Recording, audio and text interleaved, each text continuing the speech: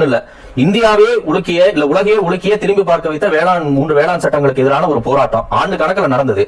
அடுத்த ஜென்மன் ஒண்ணு இருந்தா விவசாயியா பிறக்கணும்னு நினைக்கக்கூடிய திரு விஜய் அந்த போராட்ட சமயத்திலேயோ இல்ல அந்த போராட்டம் குறித்தோ ஏதாவது அந்த சமயத்தில் கருத்து சொல்லியிருந்தாரா? அந்த டைம்ல வந்து நடந்த பிரச்சனைகளுக்கு அவர் கருத்து சொல்லிட்டு இருந்தாரு. நீங்க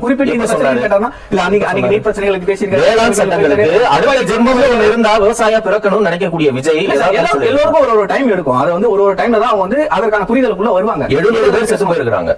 பேசியிருக்காரு சார். எல்லாத்துக்கும் பேசுவார் சார். வேளாண் சட்டம் குறித்து விஜய் பேசின ஏதாவது ஒண்ணு சொல்லுங்க. இல்ல நான் பார்த்தது இல்ல இது வரைக்கும். நான் பேசல. நான் பார்த்தது இல்ல. மேபி இருக்கு சொல்றேன். விஷயம் நான் தான் அங்க உட்காரும் போது யோசிச்சுட்டு இருந்தேன், பேசலாமா வேணாமா இந்த மேடையில். சரி ஓகே, பேசுறதுல ஒன்றும் தப்பு இல்லை.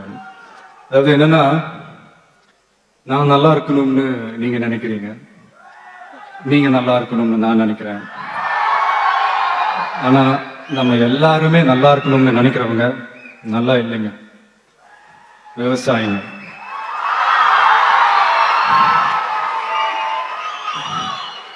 அதாவது இன்னைக்கு அவார்டு வாங்கின அத்தனை பேரும் வந்து அவங்கவுங்களோட உழைப்புக்கு கிடைச்ச ஒரு பலன்.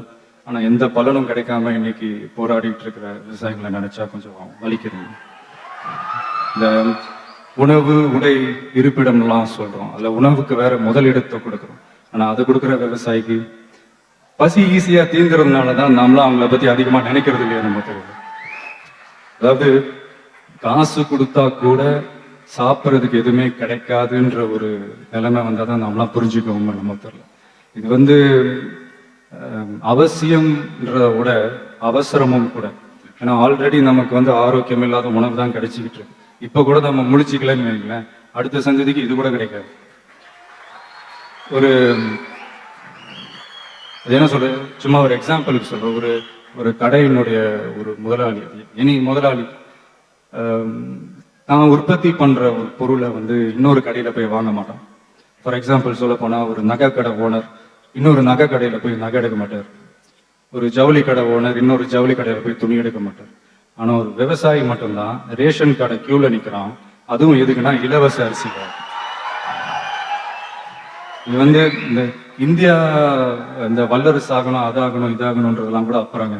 முதல்ல விவசாயிங்க நல்லா வாழ்ற அரசா மாறணும். அதான் தோணுச்சு, பேசிட்டேன். ஏதாவது தப்பா ஏதாவது